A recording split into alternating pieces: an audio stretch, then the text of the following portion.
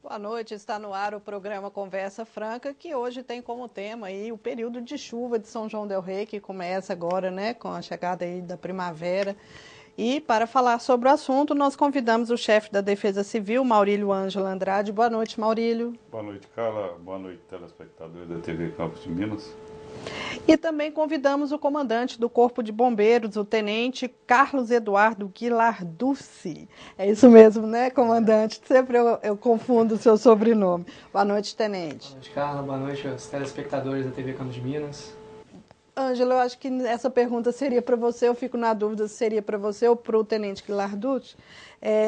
Eu gostaria de saber, já existe uma previsão desse período de chuva? Porque normalmente novembro, dezembro e janeiro são os períodos onde a incidência é maior.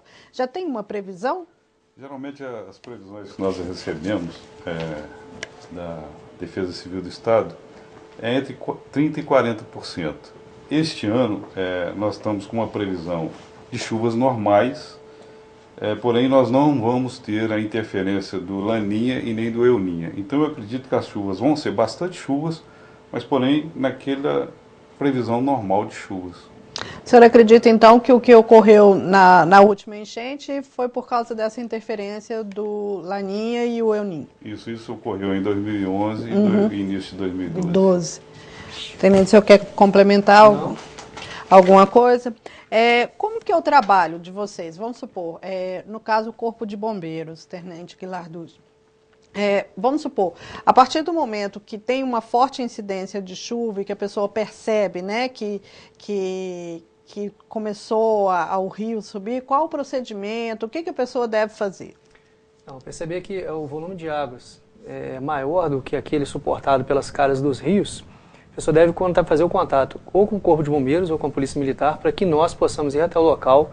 E antes de se falar de uma vez que no leito do rio, algumas pontes, há algumas réguas de mensuração do leito providenciado pela própria Defesa Civil para que a gente possa verificar se há realmente essa necessidade de empenho, de atuação direta nas casas de remoção das pessoas. Então, o Corpo de Bombeiros, verificando essa situação, vai acionar ao chefe da Defesa Civil, né, o Tenente Coronel Maurílio, para que ele possa acionar todo o sistema e a gente possa atuar de uma maneira conjunta. Certo. Dentro do que ocorreu, né, você falou foi no final de 2011, início de 2012, quais as providências que foram tomadas para alguns pontos não se repetir? Quais foram as medidas preventivas, Maurílio? O nosso plano de contingência, ele determina algumas ações para as secretarias de governo, para as secretarias do município. E dentre elas está a limpeza dos córregos. Nós estamos com uma máquina no córrego do Rio Acima, fazendo a limpeza desse córrego. Então, provavelmente, até final de novembro, nós estamos com essa missão. Deve começar agora no córrego ali próximo à Avenida Leite Castro, aquele córrego do Lenheiro, e depois a próxima Avenida Santos Dumont. Então, essa limpeza está sendo feita? Já começamos essa começou. limpeza. Comandante, quanto à questão do efetivo do Corpo de Bombeiros, assim, eu estou sendo um pouco trágica, mas caso haja necessidade, se desloca novos efetivos, novos militares para São João? Sim, o Corpo de Bombeiros do Estado de Minas Gerais já vem se preparando e também continua essa preparação para atuação direta nas enchentes, inundações e nos soterramentos.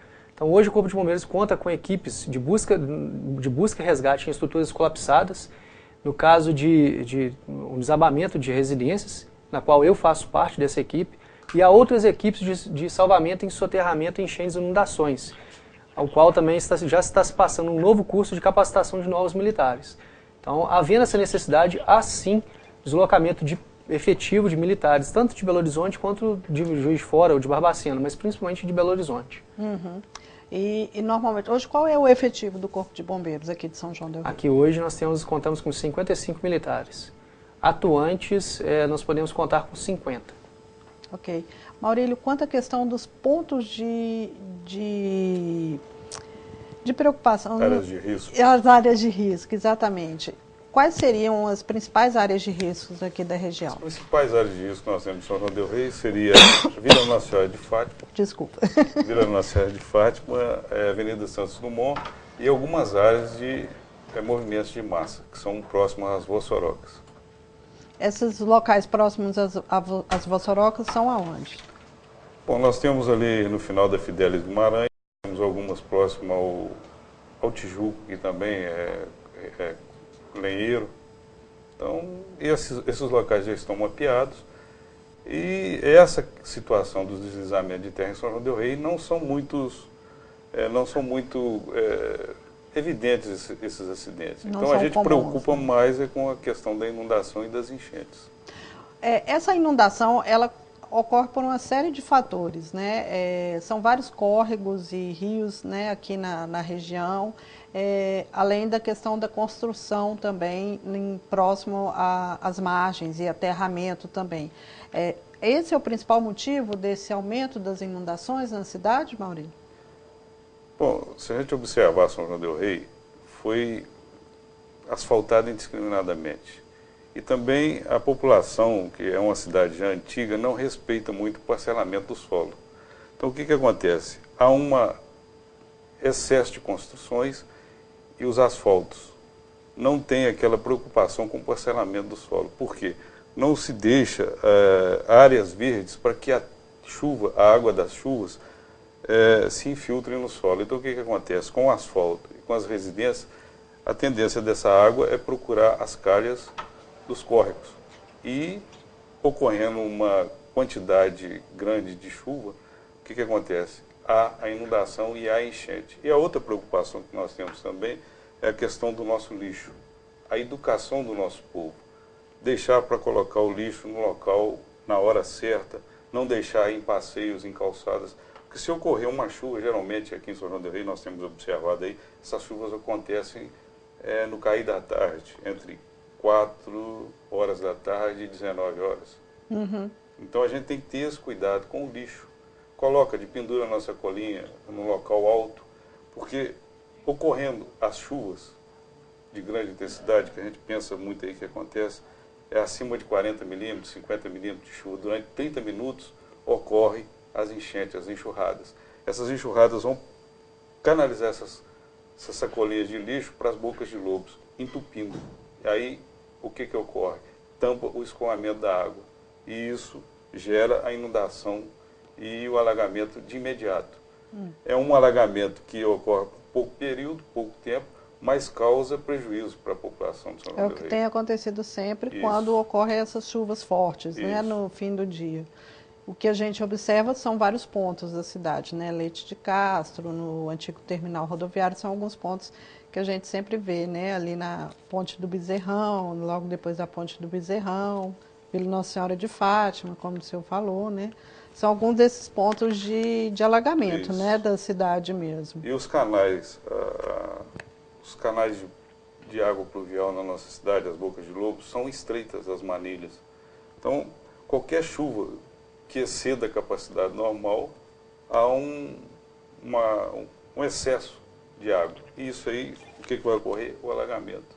Então, hoje, o prefeito Elvésio está muito preocupado com essa situação e mudar todo o nosso sistema de esgoto e o nosso sistema de escoamento de água pluvial dentro de São João del Rei.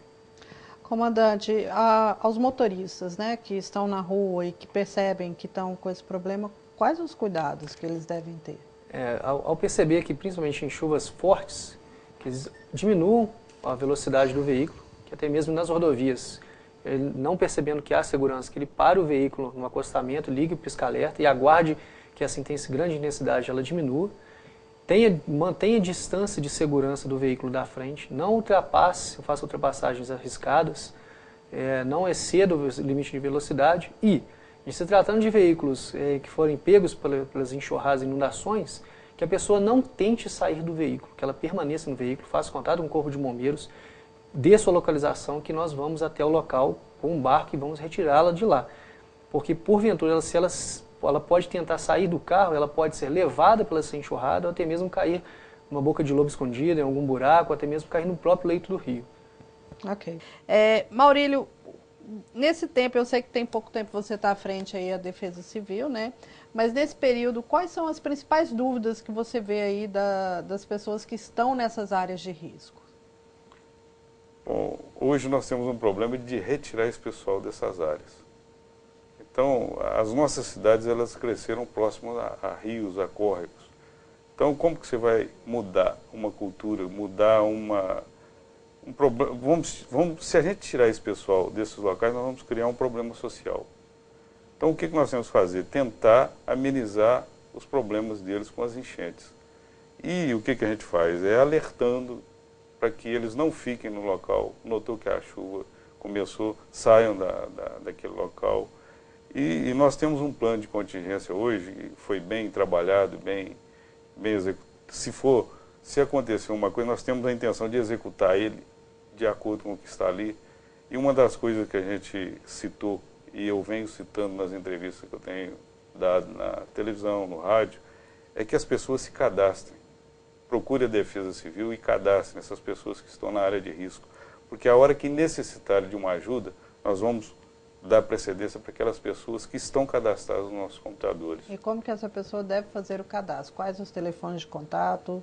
Nós estivemos na Vila Nossa Senhora de Fátima, que é um dos locais principais, na Avenida Santos Dumont, e estivemos fazendo o cadastro pessoalmente. E hoje essas pessoas que não se cadastraram, procure a Defesa Civil, que lá na hora nós fazemos esse cadastro. Porque nós não vamos distribuir cestas básicas. Nós já fizemos contatos com alguns restaurantes da cidade e eles têm condições de fornecer alimentação para esse pessoal em caso de emergência. Porque como que uma pessoa vai fazer alimentação com a casa ou fogão debaixo d'água? Eu acho que é bem difícil. Uhum. Tenente, desculpa, é porque o pessoal da produção está me passando uma pergunta aqui, mas depois eu faço. Tenente, eu queria saber, vocês também têm um trabalho de conscientização e de prevenção nas residências, né? Vocês informam, tem esse trabalho que o Corpo de Bombeiros faz, não é isso? Sim, o Corpo de Bombeiros passa também nas casas, nas áreas de risco, deixa panfletos, orienta as pessoas que deixem suas casas também no momento em que houver uma enchente, uma inundação, que não permaneçam nas suas casas. Isso depois acaba dificultando os nossos trabalhos de remoção daquelas pessoas ilhadas e muitas das vezes já durante as enchentes nós temos um trabalho maior porque algumas são resistentes em não sair das casas. Aí quando elas ficam sem água e sem comida, elas acabam nos solicitando a sua remoção. Então esse trabalho de conscientização já é feito preventivamente para que as pessoas realmente saiam de suas residências. Se houver alguma rachadura, identificação de que o solo está cedendo, algum escorregamento de terra e nas encostas, que elas também primeiro saiam de suas casas, retirem suas famílias e façam contato com o Corpo de Bombeiros, para que nós possamos ir até o local e verificar a situação. Ok. Maurília, é o João de Rezende Costa, ele perguntou como que é feito esse estudo da previsão aí do índice pluviométrico, das chuvas que vão cair na região e tudo. Bom, nós recebemos diariamente informações meteorológicas. Isso vem da CEMIG, vem da própria SEDEC. E quando a gente recebe essas informações de uma grande quantidade de chuva, nós repassamos para a imprensa e a imprensa repassa para a população. É o serviço meteorológico. É o serviço meteorológico. Hoje o serviço meteorológico ele está bem preciso. Então aquela previsão que aparece na televisão, que aparece no rádio, que as pessoas fiquem atentas a essas previsões. Tem que estar sempre de olho, né, Tenente, nessas previsões. Eu estava falando, Maurília, a respeito da questão do lixo, né? E a gente observa isso, é muito claro nos córregos, né? Recentemente teve uma chuva mais forte, na semana passada, e assim que abaixou a água, a gente vê a quantidade de lixo. Existe um trabalho de conscientização que a Prefeitura pretende fazer com a população para evitar, né? Não evitar, mas pelo menos melhorar essa questão do condicionamento do lixo no local correto, no horário correto? Carla, isso eu acho que é uma questão de cultura.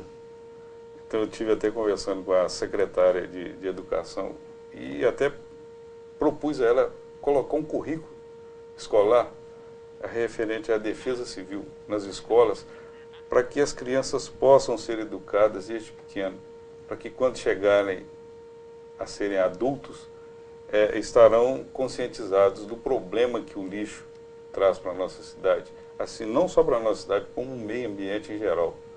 Então, vocês viram, aquele lixo que estava na avenida, no canal, aquele lixo veio das cabeceiras dos nossos córregos. Então eu peço às pessoas que moram, né, nesses locais que fiquem atentos, façam a limpeza, recolham o lixo, coloquem um saco plástico, coloquem na rua para que o caminhão do lixo venha e recolha esse material, para não ocorrer o que ocorreu nessa última chuva que nós tivemos. É feio a nossa cidade estar cheia de lixo no centro da cidade. Uhum. Tenente, eu gostaria de agradecer a sua participação no nosso programa. Se tiver algum comentário que você queira acrescentar, pode ficar à vontade. Só agradecer mesmo a oportunidade de estar aqui para repassar essas informações à sociedade e realmente pedir que eles possam contribuir com tudo que nós falamos aqui hoje, possam entender da importância do que se foi falado. Não evitar água, contato com as águas contaminadas. Se houver algum problema, que seja diarreias, vômitos, náuseas, após o contato com as águas, que eles procurem a unidade de saúde, que essas águas elas podem sim transmitir muitas doenças e que fiquem atentos. Tá certo, muito obrigado. Maurílio, muito obrigado pela sua participação. Se você tiver alguma ressalva a fazer, pode ficar à vontade. Não, o que eu penso é que se houver algum problema com a residência, desmoronamento, trincas na residência também, pode acionar a Defesa Civil, nós vamos fazer uma vistoria. Se houver necessidade, a gente vai fazer um laudo, vai procurar um engenheiro para que possa ser amparada aquela pessoa. E se não tiver condição de ficar na casa, nós vamos retirá-la e vamos dar um outro abrigo para ela. Hoje nós temos a assistência social, ela tem condição de atender com aluguel social por um curto período até que a pessoa resolva o problema da moradia dela. Ok, muito obrigado. E o programa Conversa Franca fica por aqui. A todos vocês uma boa noite e até a próxima terça-feira.